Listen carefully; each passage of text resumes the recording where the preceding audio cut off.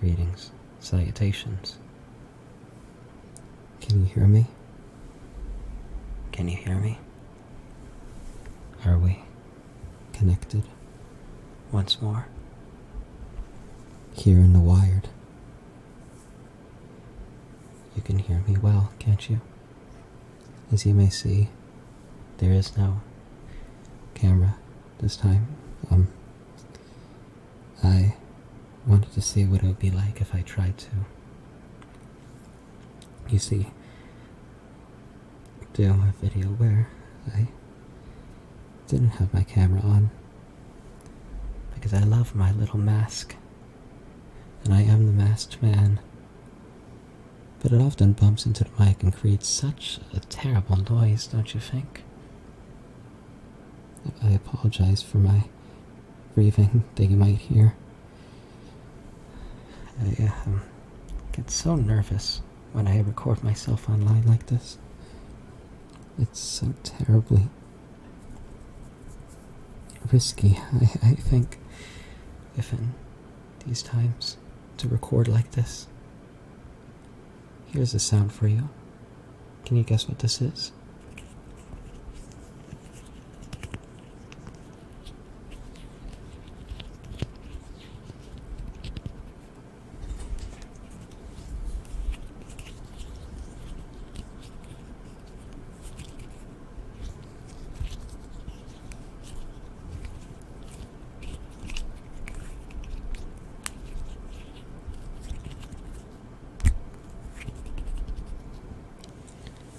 Those were the sounds of my hands. My fingers against the palm, like that. Forgive the noise, that was me adjusting the microphone that allows you to be aware of my existence. Tonight, or today, depending on when you're watching, I am going to be doing a couple tappings and a little bit of reading for you. I always find it very comforting when somebody reads for me. My father read for me when I was younger, you see, as did my mother. And that intimate kind of ritual that you have with your parents, if you had it, or with others, is such a lovely thing, such a securing thing. Wouldn't you agree? This is me going around the back of the microphone. Tell me if you like that sound or not.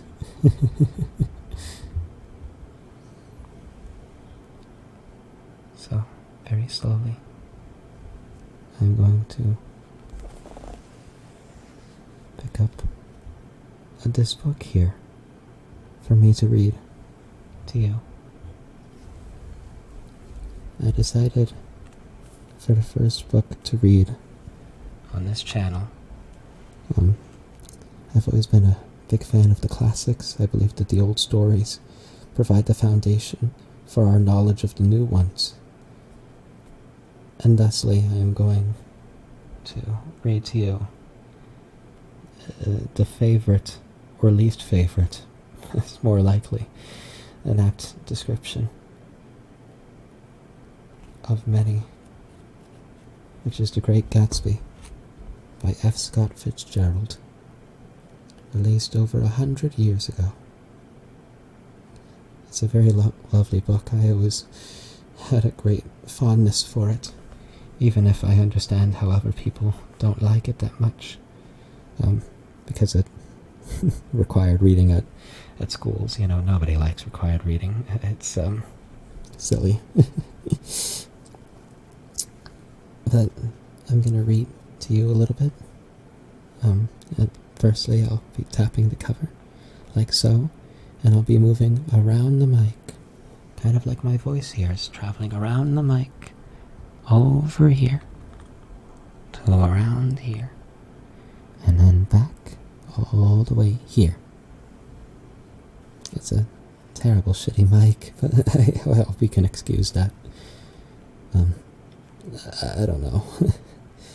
I suppose I'm feeling extra anxious today, for whatever reason. I woke up anxious. You ever wake up anxious like that? And then you just don't sleep. It's almost 7 a.m. where I am, and I haven't slept yet. I'm getting off track. I have ADHD. I can't focus on two things at once, you see. The tapping commences like so.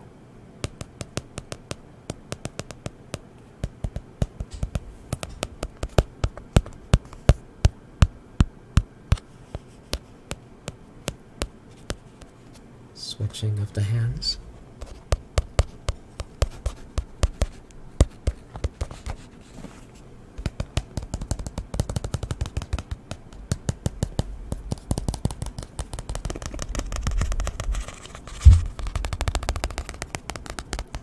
And it wouldn't be a no-life loser ASMR video if I didn't accidentally tap on the mic like that.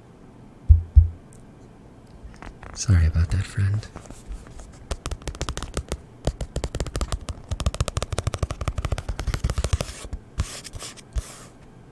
Is that a good sound? This kind of scratching sound like this.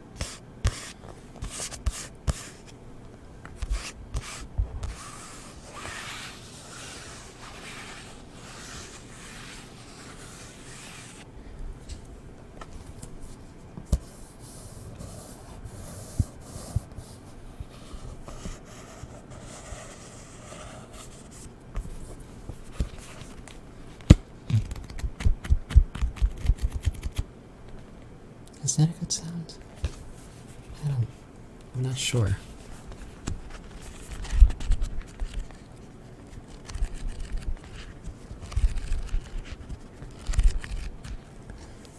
I think this might just give people flashbacks of school. If I did something like that, it's silly.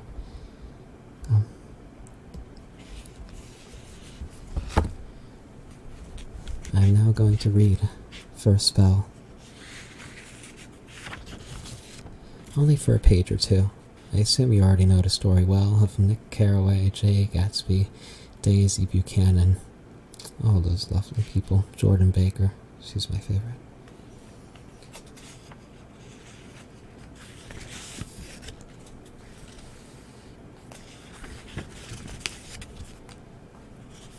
Would you like me to read the introduction for... No. Nobody usually skips to the good part. Oh, and there's a foreword too. It is a special edition. Alright. This is now The Great Gatsby by F. Scott Fitzgerald. Chapter 1. In my younger and more vulnerable years, my father gave me some advice that I've been turning over in my mind ever since. Whenever you feel like criticizing anyone, he told me, just remember that all the people in this world haven't had the advantages that you've had. He didn't say any more, but we've always been unusually communicative in a reserved way, and I understood that he meant a great deal more than that. In consequence, I'm inclined to reserve all judgments, a habit that has opened up many curious names to me, and also made me the victim of not a few veteran bores. The abnormal mind is quick to detect and attach itself to this quality when it appears in a normal person, and so it came about that in college I was unjustly accused of being a politician, because I was privy to the secret griefs of wild, unknown men. Most of the confidences were unsought. Frequently I have feigned sleep, preoccupation, or a hostile levity when I realized by some unmistakable sign that an intimate revelation was quivering on the horizon. For the intimate revelations of young men, or at least the terms in which they express them, are usually plagiaristic and marred by obvious suppressions. Reserving judgments is a matter of infinite hope. That's a great line. I am still a little afraid of missing something if I forget that. And as my father snobbishly suggested, and I snobbishly repeat, a sense of the fundamental decencies is parcelled out unequally at birth. And, after boasting this way of my tolerance, I came to the admission that it has a limit. Conduct may be founded on the hard rock or the wet marshes, but after a certain point I don't care what it's founded on. When I came back from the East last autumn, I felt that I wanted the world to be in uniform, and at a sort of moral attention forever. I wanted no more riotous excursions with privileged glimpses into the human heart. Only Gatsby, the man who gives name to this book, was exempt from my reaction. Gatsby, who represented everything for which I have unaffected scorn. If personality is an unbroken series of successful gestures, then there was something gorgeous about him, some heightened sensitivity to the promises of life, as if he were related to one of those intricate machines that register earthquakes 10,000 miles away. Scott Fitzgerald always has such a way with language. My goodness. This responsiveness had nothing to do with that flabby impressionability, which is dignified under the name of the creative temperament, quote unquote. It was an extraordinary gift for hope, a romantic readiness such as I have never found in any other person, and which it is not likely I shall ever find again. No, Gatsby turned out all right in the end. It is what preyed on Gatsby, what foul dust floated in the wake of his dreams, that temporarily closed out my interest to the abortive sorrows and short-winded elations of men. And we know what happens next. He meets Gatsby. Well, he meets Daisy first, and Jordan, and Tom. And then he meets Gatsby shortly thereafter, and he learns of his and Daisy's love. One thing leads to another. They hit a prostitute with their car. And then the prostitute's wife, well, not the prostitute, she wasn't a prostitute either. She wasn't a prostitute. She was the wife of a gas station worker. And then the gas station worker himself comes and shoots Gatsby. Simple as that. Now, as I say that, you know that I just said like 50 wrong things. I am not somebody who so easily describes books, I suppose. Well, it's nice to be like this in this moment, isn't it? It's nice to sit back and settle for a second like this. If you can sit back and do something meditative, such as reading, for example, or simply closing your eyes, but not sleeping, not napping, and letting yourself rest. When was the last time that you closed your eyes for a genuinely long period of time without the intention of sleeping? For rest and sleep are two different qualities. The eyes need rest from all the noise, from all the stimuli that you constantly give it, you see. And at a certain point, you need to close it for more than just a few seconds at a time every so hours. And for an extended period of time, that may be 4 hours for people like me, or up to 12 hours for people like me a few years ago, both of which depressed.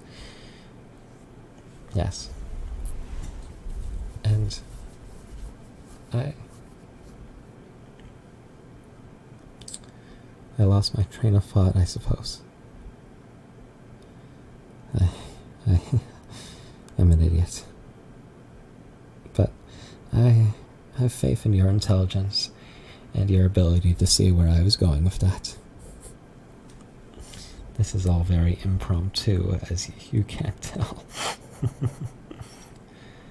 But this leads to the next thing I'll be tapping on. This is a hat. can't see it, but it's an old hat.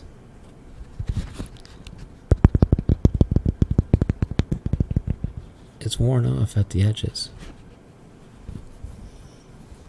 And it has that slightly damp quality that all old hats have.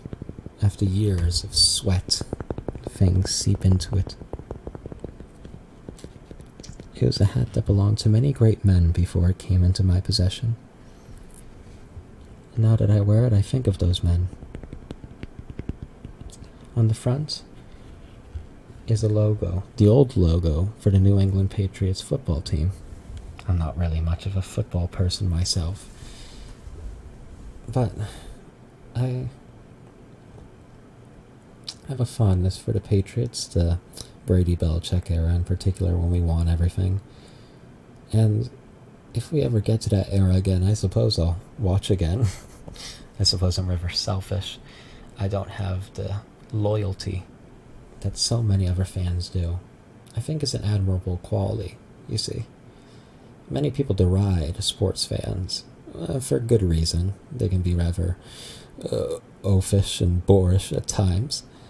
But I think that underlying quality of commitment within their spirit, that loyalty to their team, that unconditional love, honestly, whether they win or lose, to support them, is a trait that is to be admired, no? I don't know. I saw it a lot in the World Cup that happened recently. I was personally rooting for France and England, as well as Morocco, but that didn't work out too well for them. Honestly, out of the 4 teams that made it to the final, well, quarterfinals, I was rooting for Spain the least. Kind of tied with Argentina in my head. But they were the better team, and they seemed like charming young lads. Who were you rooting for? I kind of wanted England to win, though, honestly. There's something charming about that England team. Did you hear that sound? That's my alarm, telling me that I need to go to sleep. I've been trying to do some more self-care. I think you should practice some self-care too, my friend. Well, I promise you the next video that I do will be better. I hope this wasn't too terrible.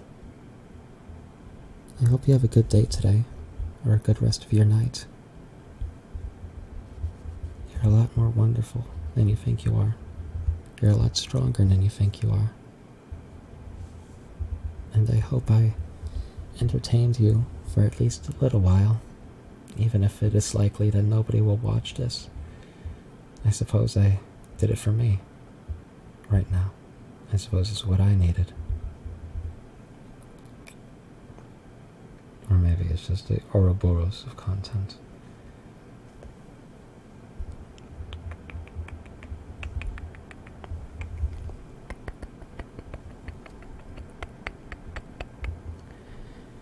And I will see you again when the stars are bright and blue, and when all over you find something in your heart. I will see inside myself a longing to make it right. I hope you have a good old night, and you, I hope you're happy. I can't sing.